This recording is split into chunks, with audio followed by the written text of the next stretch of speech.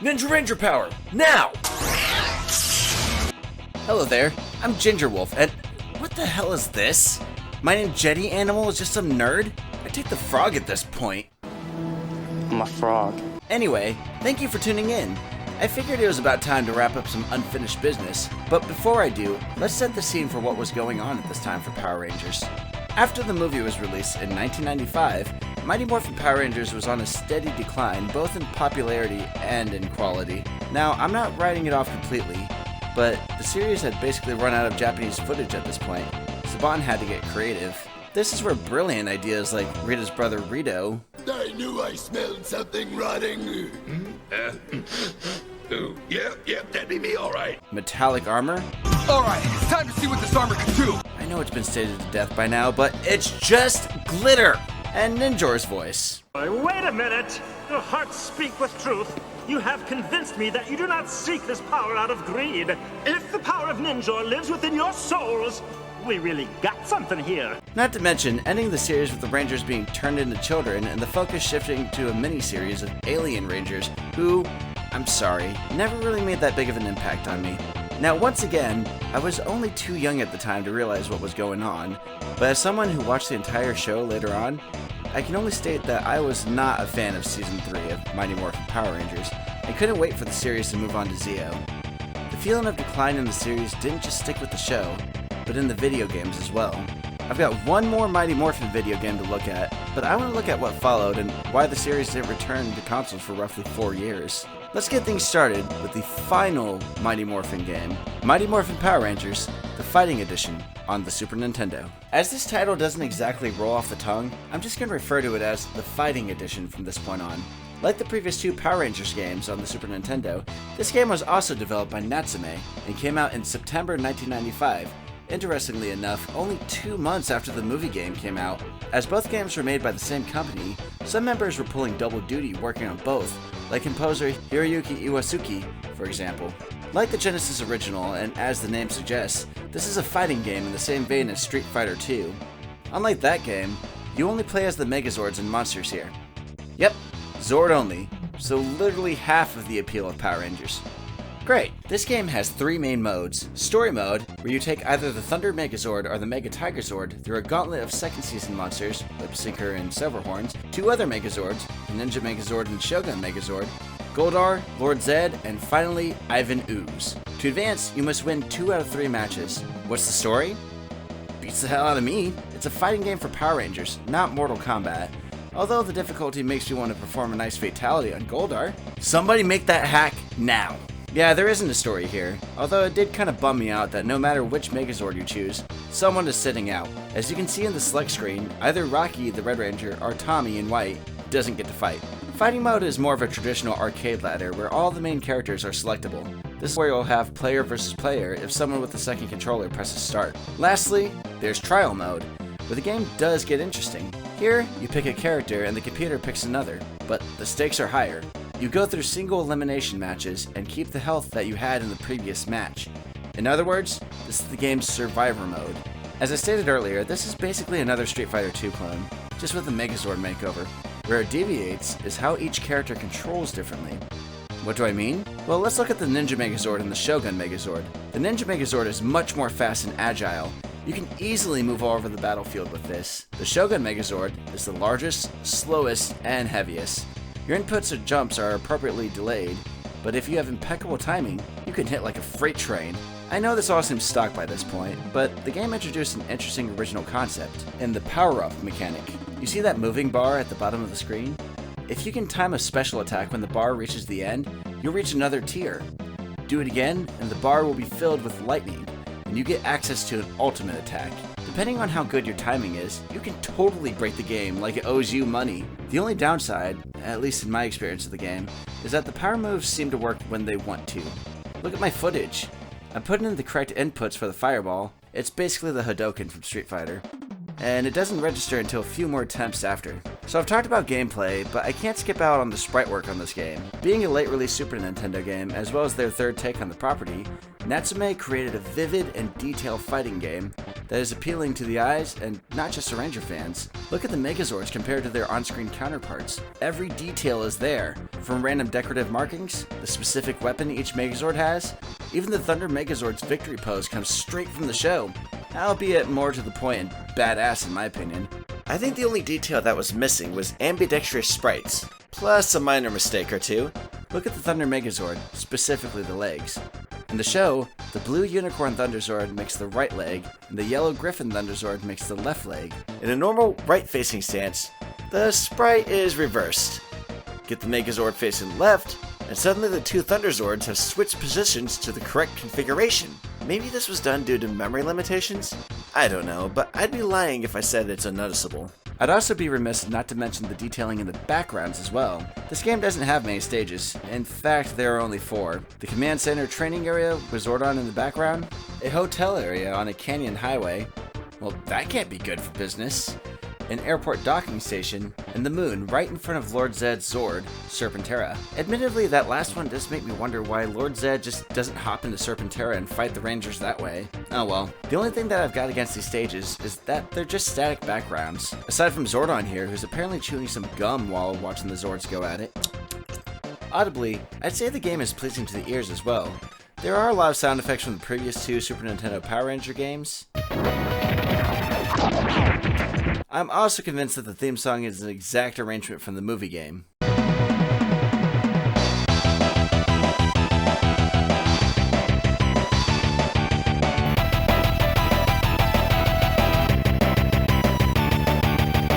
But, as I've stated before, the composer from the first 2 Super Nintendo games, Hiroyuki Iwasuki, returns and continues to bring original tunes that are more than a perfect match for Power Rangers.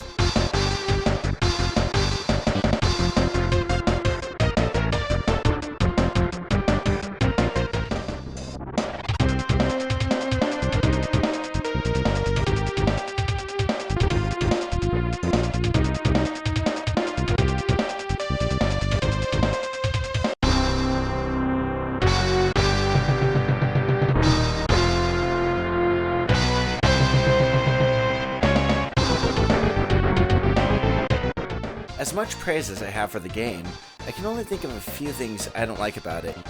As the game is subtitled The Fighting Edition, I was expecting to have a similar, if maybe upgraded experience to the first Genesis game, and while I'll certainly say that this game is more polished and fun to play than that classic Genesis game, the Rangers themselves are not playable here. They only appear as images for selecting your Megazord, and in the impressive formation sequence, they only appear in sprite form for the game's ending, and to me, it's a shame, because this is the best they've looked on the old Super Nintendo. The ladies actually have female bodies this time, and they aren't even playable. There's also a serious difficulty curve that I think is a little unfair. Don't get me wrong, challenges are what really make a game fun in my opinion, but up until Goldar, the fights are a cakewalk. I was playing on the normal difficulty, but once I got to Lord Zed, I really started to get my ass handed to me. Ironically, Ivan Ooze was beaten in a close match after. The last criticism I have, although quaint, is, again, the lack of any story here. Now, I'm aware that this was the case for the first 2 games, but in my opinion, they really didn't need much. Everything you needed to know for them was just that you needed to stop the respective villain in each game. Why it's a problem here, to me anyway, has to do with it being a fighting game. Look at Street Fighter II or any of the Mortal Kombat games of the Super Nintendo. They have a basic story that you're introduced to, and once you beat the main game, you get a special ending for that character you played with. The Genesis game is guilty of this too. Without these, there's really no point in playing through either the story mode or fighting modes multiple times with the different characters, because one playthrough shows you everything there is. I mean, unless you just want to see how each character's special moves go. Reviews at the time weren't impressed with it, but I'd say that Mighty Morphin Power Rangers The Fighting Edition was a nice send-off to the original series, with a fun and unique way to play, excellent tunes, and visuals that are practically eye candy. The Fighting Edition is a great time. Now, Mighty Morphin was on the way out by the end of 1995, after a mini transitionary series called Mighty Morphin Alien Rangers, where the Rangers were reduced to children and had to collect pieces of a new power source, the Zeo Crystal. The show moved on to its new season, Power Rangers Zeo.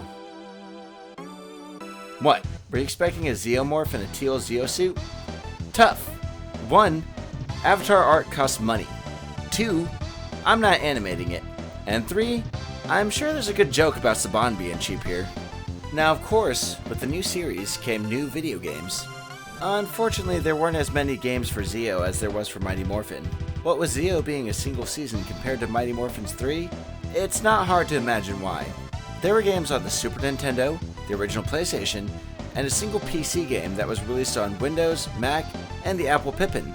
Yes, Apple had a console. Long story short, it was a failure. Let's begin with the Super Nintendo game. Power Rangers Zeo Battle Racers, released on September 19th, 1996, and developed once again by Natsume.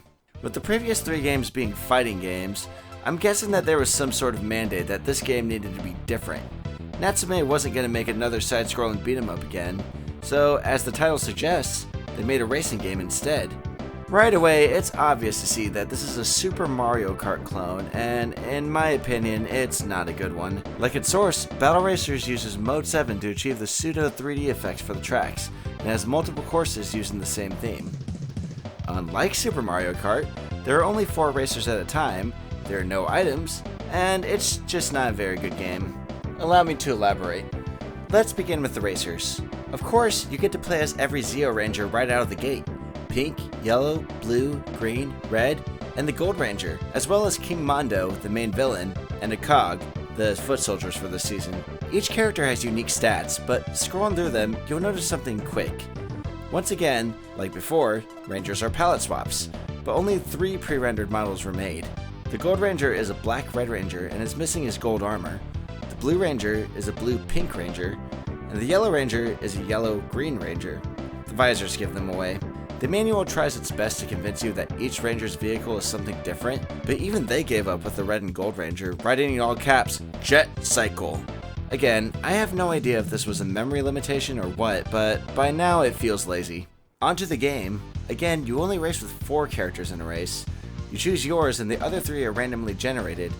Instead of items, you're given a generic blaster that works like a red shell in Mario Kart. Fire it when another racer is closely ahead of you, and it hits them. This is nice, but the problem is that you only get a set number of these, depending on the ranger or robot that you choose. Once they're gone, that's it. There is no way to replenish these until you get to the next race. You could argue that it adds strategy to the game, but it's a little difficult to think of strategy when you get courses full of sharp, less than 45-degree turns. Speaking of the courses, let's talk about them. There are 17 race courses that share 7 themes, but only 2 of those themes really fit the Power Rangers theme. The Rangers Base and Enemies Town. Yeah, not even King Mondo's lair, just Enemies Town. The other themes are City Circuit, South Island, wherever that is, the Grand Canyon, Arizona, Ice Sheet, and the Secret Sky Circuit. Although each of these themes have unique backgrounds, other than the 2 I named before, it's all just generic. Why couldn't they call the City Circuit courses Angel Grove? Instead of Enemies Town, it could have just been called Mondo's Kingdom. I think I'm putting more thought into this than the developers did, so why should I nitpick? As for the courses themselves, there's not a lot to talk about. Many of them are filled with open areas, wide areas, and pitfalls that make you lose precious time. The tracks that I couldn't stand, however, were the ones that the developers thought they were getting cute with. Namely, Ice Sheet 2. It's literally a star. This wouldn't be a problem, except turning is a major pain in the ass in this game. Add ice slickness to those sharp turns, and just imagine how well that goes. As you can imagine, the controls are similar to Super Mario Kart. You've got acceleration on B, brakes in reverse on Y, and obviously you control your vehicle with the D-pad. From there, however, Natsume decided to take the controls in an odd direction. Let me explain. In Super Mario Kart, you use the R button to hop and hold it to do a power slide. In Zeo Battle Racers, you hop with the A button. That just doesn't feel natural. In Super Mario Kart, you use the A button to use your items. Battle Racers has you use the X button to use your blaster. I don't know, but the way I see it, if you're gonna rip off a popular game, you may as well copy the controls too. There is a 2-player option with 5 modes to enjoy / torture your friends or family with. You've got Race, where you and another player go through the Grand Prix mode. 2P Race, a simple race between players on any of the courses. Point Race, where both players drive over these little circles to claim the most in 60 seconds. Bumper Race, where the idea is to knock the other racer off course with no blasters. And finally, my favorite, Blaster Master.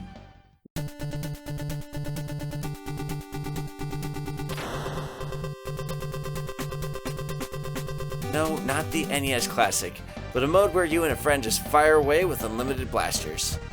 I'd really love to talk more about multiplayer, but out of the 5 modes, I only really enjoyed the final one. It's a little obvious, isn't it? It's not that the control changes in any of these modes. It's still awful to drive and control, but Bumper Chase is the absolute worst mode for multiplayer. As I said earlier, the idea is to bump the other player off the course. My brother and I have played a few rounds of this. I won a lot of those times. You wanna know how? The handling was so bad, my brother drove himself off the course all those times. Now before you say, well that's not how you're supposed to play. Well, thank you, random person. Wanna run the rest of the review? We tried to bump our characters together. It did nothing. So even if we drove perfectly, how long do you think the match would last? Maybe it was a good thing that my brother did that. Now, why did I like Blaster Master best?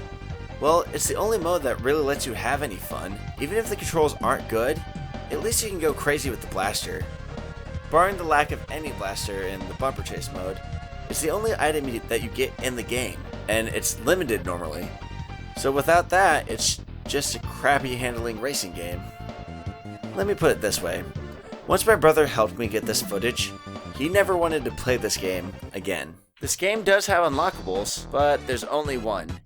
If you can win first place in every race, you unlock a Super Cog character called Cog's Ace, who is in a different vehicle and has absolute top stats across the board. How does it feel to play as him? To be honest, I'd love to tell you, but I just couldn't get myself to actually get good at this game. Call it a skill issue if you want, but I just couldn't get behind it. To me, there isn't a single character who can navigate any of the courses well enough to get a series of first place points to win first by the end of a series of courses. If you played this game, did you have the same problem? Or is it just me? Now, I normally talk about the game's music here. Okay, here it is.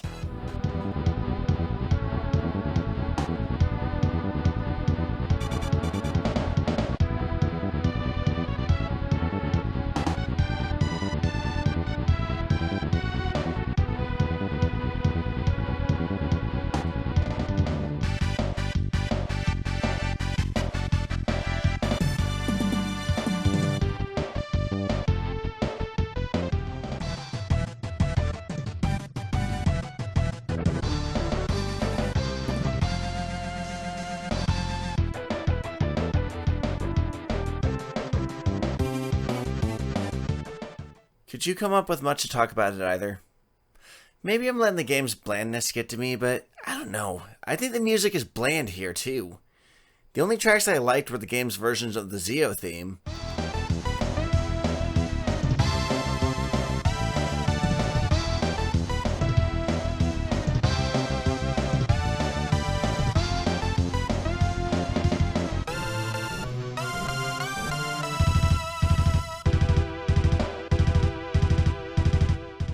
And the Enemy's Town theme.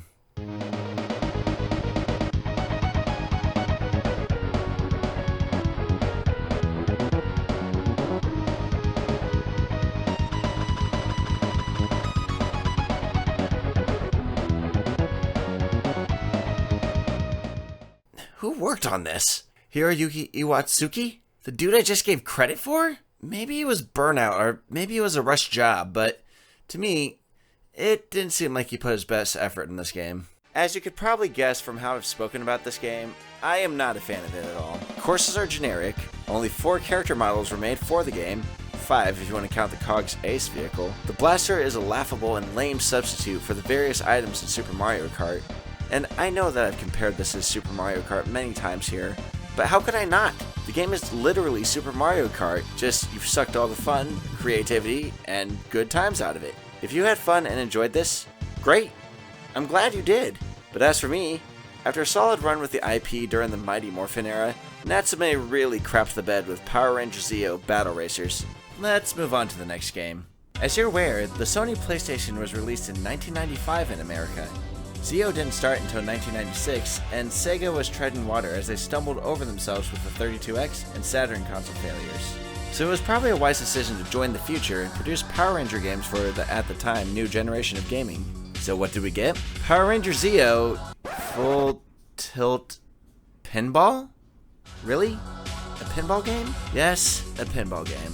This game was developed by Case a Japanese game company known for other pinball games and a handful of Kamen Rider games, none of which I've played.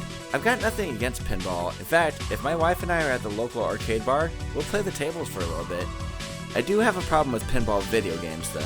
Everyone has their favorite types of video games. Personally, it's the adventure, action, and FPS games where I excel. Pinball isn't one of them. Most of the time I end up bored by poor attempts at simulation that I wonder why I'm playing it instead of something like Uncharted or, for this era, Crash Bandicoot Warped. Okay, I've said my piece, so you know where I'm coming from. Believe it or not, this pinball game has a plot. King Mondo has decided to spread his attacks worldwide instead of just Angel Grove. So Alpha 5 and Zordon send the Rangers to different continents, excluding South America and Antarctica, to take out the robots that the Machine Empire has deployed. Details are given with small FMV sequences from the show that are, ironically, dubbed over themselves. Emergency! Emergency! Earth is being attacked! The viewing globe shows simultaneous attacks everywhere! It's an all-out attack! Rangers, respond at once! Right. It's Morphin time! That's definitely not Richard Horvitz's Alpha 5. It appears Tommy was teleported off Earth by a powerful beam of energy. It's also blocking his communicator, so we have no way of contacting him. Each scene ends with a truncated morphin sequence, and then it's off to the board. Now obviously, this is a pinball game. You launch the ball and hit it with your paddles and try to aim for high scores. In this game, however, you have to focus on specific spots as you play. They're indicated with a red crosshair or the Zeo Megazord's head. By sending the ball to these crosshairs, you'll usually signal the monster to appear. Then it's up to you to smack it around with the ball. If the Megazord head appears, you have to hit it 5 times with the ball, one for each ranger, to activate the Zeo Megazord, which is not playable. The game just shows the rendered cutscene where the rangers just take out the monster with one swing of their sword.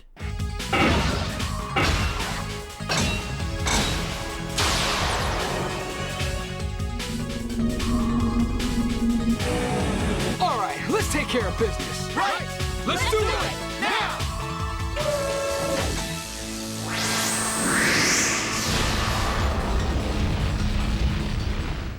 Epic, I guess? If you're in the first phase of the level will end with the entryway to the next part.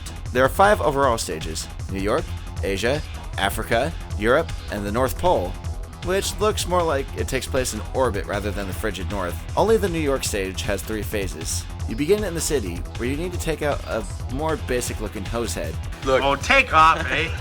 No, really, that's his name, and he is from the show. After you trigger his appearance, you move to an area called Playland, a generic carnival stage, maybe inspired by Coney Island? I don't know, I've never been to New York, you tell me. You move on by fighting Pumpkin Sorcerer here with the Megazord, activating it the same way as I spoke earlier. After the cutscene, you'll move to the main boss area at Yankee Stadium to fight Staroid. 3 guesses how you fight him. There really isn't much to discuss here, as the following stages all follow this format, but with just 2 stages instead. I guess the game makers got bored with this concept after making the New York stage. I've already said it, but I'm not good at pinball video games. I know there's a tilt function activated by pressing L1 or L2 to shake the board to the left, R1 or R2 to shake the board to the right, or the triangle button to shake the board up and down. I don't really understand the function. Maybe it shifts the ball more toward where you want it to go? I do know that if you do it too much, the game will punish you by locking the controls and making you lose a ball. This only happens on the harder difficulties though. As for the physics, I'm not sure if it was because I was playing it on a PS3, but they just felt wrong to me. I know in real pinball, if the ball is sliding down a paddle and you slam that button, the ball should fly out in the direction that's hit. Here, the ball will just move up a little, then arch back down as if it was tapped. This was a real issue when I was trying to get the ball to one of those crosshairs, and I felt it took me longer than needed. I was able to beat the game in about 40 minutes, but I'd be lying if I said that I had a good time with it. Because of the physics, the boring and simplistic boards, and annoying tasks like the first stage in the Africa level. Look at this giant flying saucer! How am I supposed to see what I'm doing with that huge thing in the way? Power Rangers Zeo Full Tilt Battle Pinball was more of an exercise in frustration instead of a fun and unique pinball game. The worst part about it was the ending. Let me explain. I made it to the North Pole and passed the first stage. I thought I'd be fighting King Mondo, but as a cutscene pointed out, I'd be fighting Prince Sprocket instead. It seems the situation has gone from bad to worse. The Zeo Rangers have found our machine sky base. Don't worry, my queen. I just hope that our brave son Sprocket doesn't bust a boat while he's busy destroying those troublesome Zeos! Fine by me, that kid annoyed the hell out of me in the show. You was king? Who says I want to be king? So I get to the stage where I'm hitting the little bastard with the pinball. First in the hands, then right in his stupid face. And as soon as I beat him, do I go to King Mondo? No. Instead, I got a video where Zordon Rangers, you have done exceptionally well. tells me that the Power Rangers have saved Earth. Rangers, I have no doubt in your ability to keep the Earth safe. You have proven once again that good will always prevail against evil. Thank you, Zordon. We'll continue to do our best to make the Earth a safe place for everyone. I put my name in the high score, and then another video plays. You have it all wrong, foolish Power Rangers! You think that you are one, but you are yet to defeat me and the rest of my evil empire! If you dare, try to defeat me! In order to get that opportunity, you must take the challenge of hard mode! Yep, it's one of those games. And you know what? Unlike the first Game Boy game, I actually tried, and failed to get past the first stage on the first level. I noticed that the red crosshairs were moved in this upper left corner, where it was more likely that I'd get the pinball there. The game also decided that certain moves just didn't count. After 4 attempts and no progress, I called it quits on this piece of crap. So what do you get if you do beat it on the hard mode? Don't worry, I looked it up. You fight King Mondo in the exact same way you fought Prince Sprocket. And that's it. There's no unique cutscene, there's no special animation for beating this Machine Empire. You get nothing!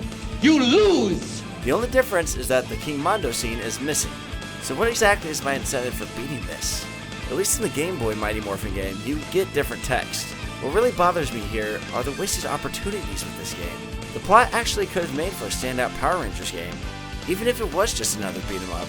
With locations taking place worldwide, imagine the levels there could have been. Maybe a romp on the Great Wall of China, a run up the Eiffel Tower, a battle royale at the Coliseum. But no.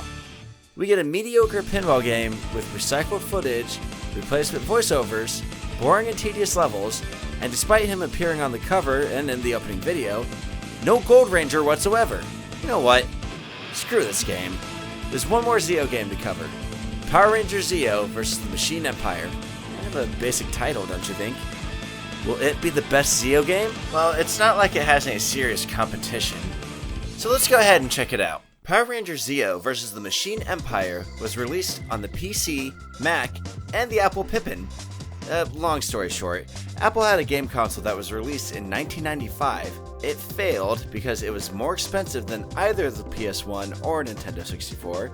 It had a crappy library of games. Anyone want to come over and play Home Improvement 1, 2, 3? It's a Home Depot game! And it was nowhere near as powerful as its competitors. Anyway, back to the Power Rangers game. This game was developed by Cyberflix, who I only really know from their game Titanic: Adventure Out of Time. They went defunct 2 years after releasing this Power Rangers game. This is not a good sign. Well, for starters, this being a 90s computer release only, with no option on Steam or GOG, this was not fun to try to get working on my modern day Windows. I had to install VirtualBox, which, to be honest, I had just learned about, and I had to get a Windows 95 VM file. So far, so good. But I spent too long finding out that to get games to work, you'll need to load the file into the virtual machine while you aren't using it. Okay, now we can play it, right? Nope, this is a computer emulator all the way.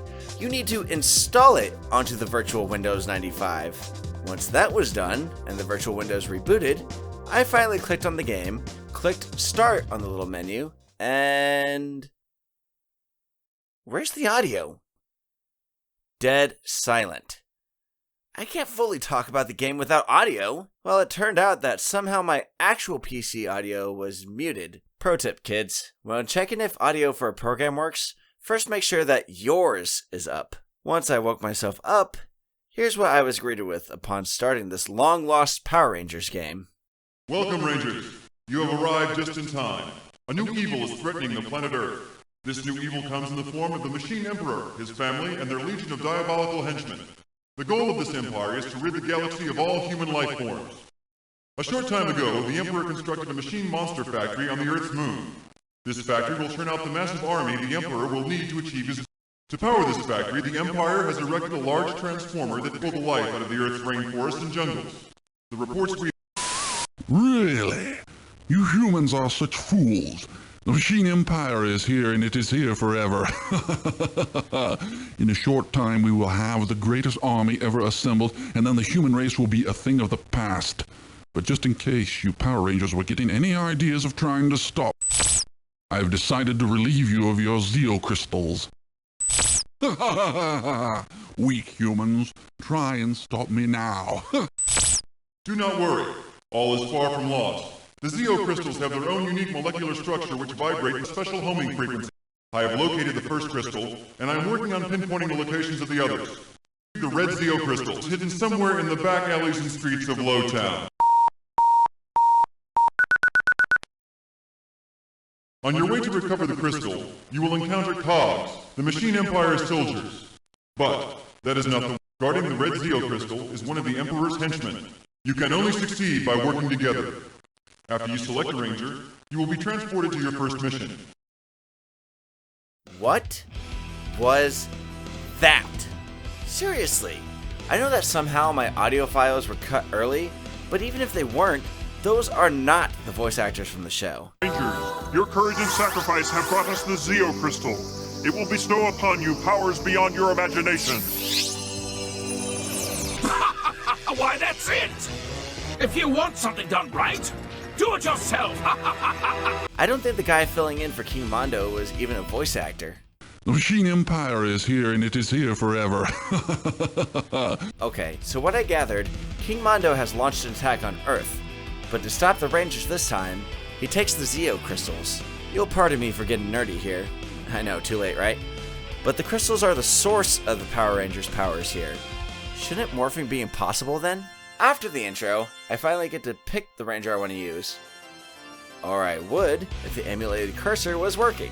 I was only able to pick a ranger at random by clicking. I can see that there's a ranger bio button on the menu, but once again, no cursor. Even worse, see that large green go button there? That's how you start the game. Imagine how much fun I had trying to click the damn thing.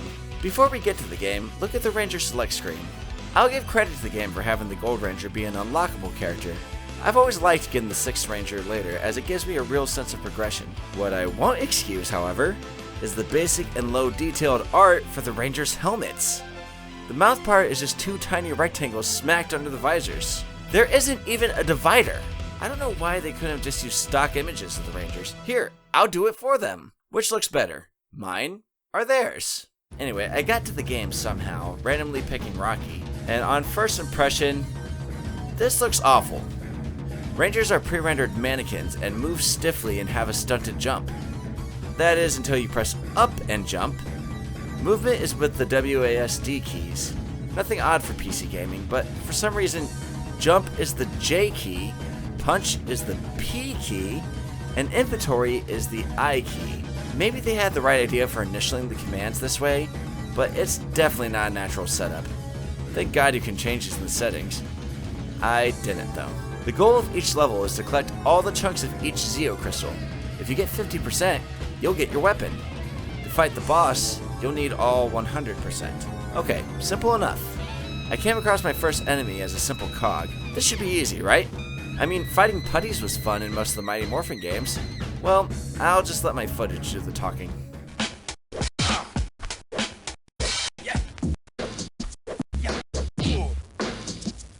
Yeah, I got my ass handed to me, despite mashing the punch button. The hit detection is really that bad. If a ranger falls in battle, you lose them. So, bye-bye, Rocky, I guess. I would have continued here, but once again, my cursor got lost. So I just resorted to resetting the game. This time I randomly selected Tommy, but once again, thanks to terrible hit detection, I lost him to the second cog I came across. Next up was Tanya, the Yellow Ranger. Can you guess how well that went?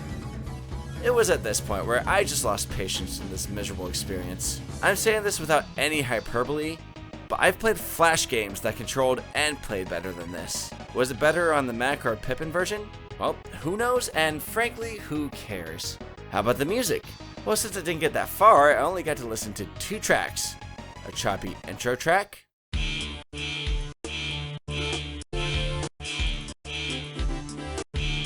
and this lame loop in level 1 that sounds like it's trying too hard to relate to the cool kids.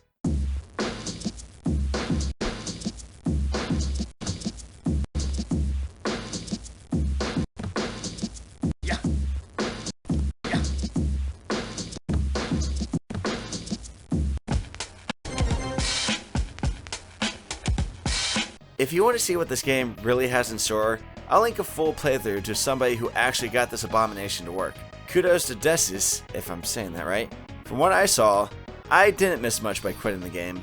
I wasn't able to find much information on any contemporary critical reviews, but even if the game was in full working order, I can't imagine that I got any great reviews or even any recommendations other than to play anything else.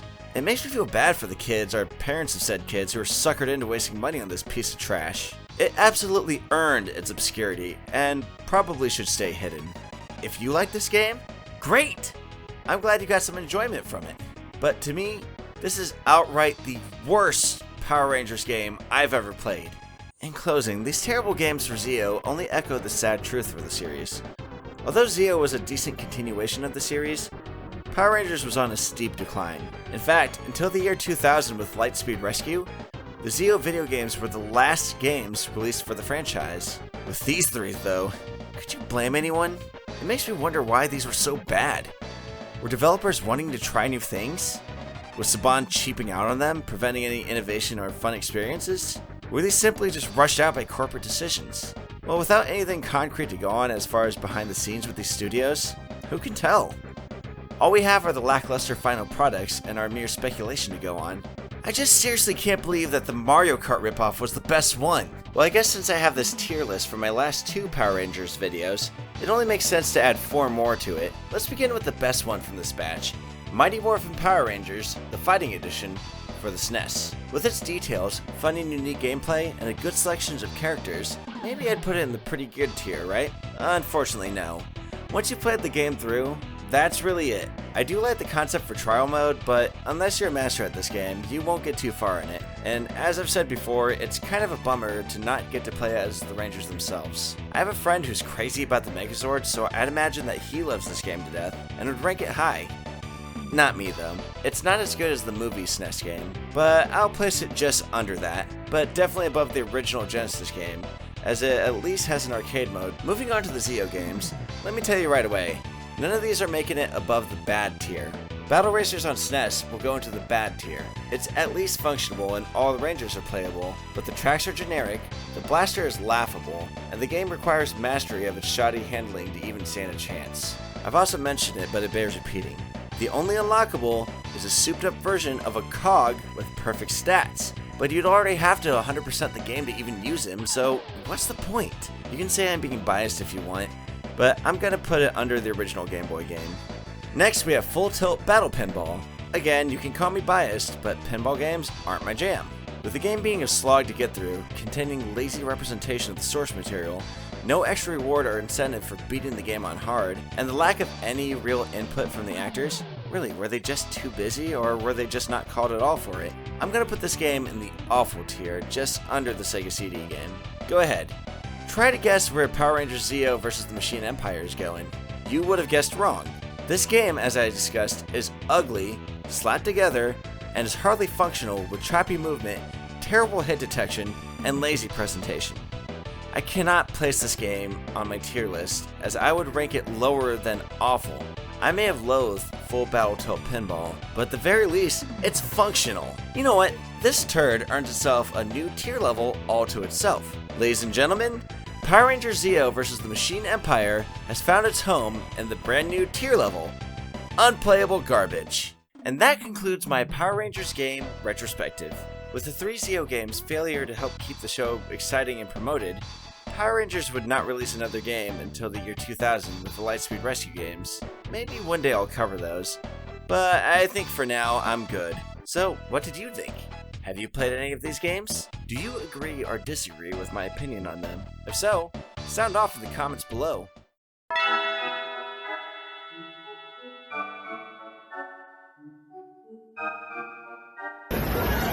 Oh, hi, I'm not in any of those video games or any of those seasons, but thanks for having me as a guest. Wait, you're not going to hit me?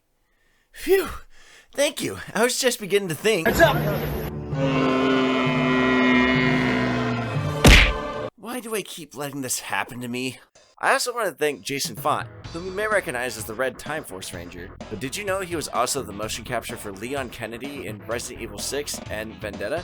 He also collaborated with Bat in the Sun in the upcoming Legend of the White Dragon, and as Batman in a new project by them. Be sure to check this out and give him some love back. I'll be back again with some more content on the way, but until then, I'm Ginger Wolf. Hey. We were both in Zeo. Yeah, you didn't look at us. What's your problem? Now, ladies, I'm sure we can talk this out. No. Another thank you to Catherine Sutherland and Nakia Baris. I assure you that they are quite sweet in person, and if you'd like to show support to them, you can actually check out their channel, Power Rangers Playback, where they look at some old Power Ranger toys and share some insights on their experiences on the show. They also interview other Ranger actors, so once you're done here, go give their channel a watch. Once again, they are amazing, and I appreciate their being good sports for a low gag. I've left their link to their YouTube page, so go check them out. But until then, I'm Ginger Wolf. You're awesome. Catch you guys next time.